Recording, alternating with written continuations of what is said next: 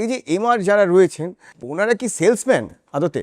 Pharmaceutical industry হচ্ছে একটা industry যেখানে আমাদের চিকিৎসার যে অ্যাডভান্সমেন্ট, সেই যে নতুন নতুন ড্রাগ মেডিসিন আসছে, সেই ইনফরমেশনটা ডাক্তারবাবুর কাছে পৌঁছানোর জন্য মেডিকেল রিপ্রেজেন্টেটিভ ডক্টরকে ভিজিট করেন।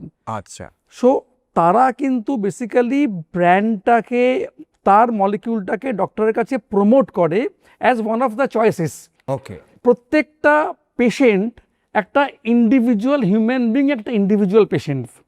আপনি যদি 4 জন পেশেন্টকে একই ইন্ডিকেশনে ডক্টরের কাছে পাঠান, ডক্টর হয়তো 4 জনকে 4 রকম প্রেসক্রিপশন করবেন, কারণ 4 জনের মানব দেহটা অন্যরকম। একদম। সো ডক্টর কি প্রেসক্রিপশন করবেন সেটা ওনার ডিসক্রিপশন। মেডিকেল রিপ্রেজেন্টেটিভ তার ব্র্যান্ড সেখানে কি আছে, তার কি সলিউশন আছে, তার রিসার্চ প্রোডাক্ট কি আছে, সেই সংক্রান্ত সব তথ্যগুলো ডক্টরবাবুকে আপডেট করবে।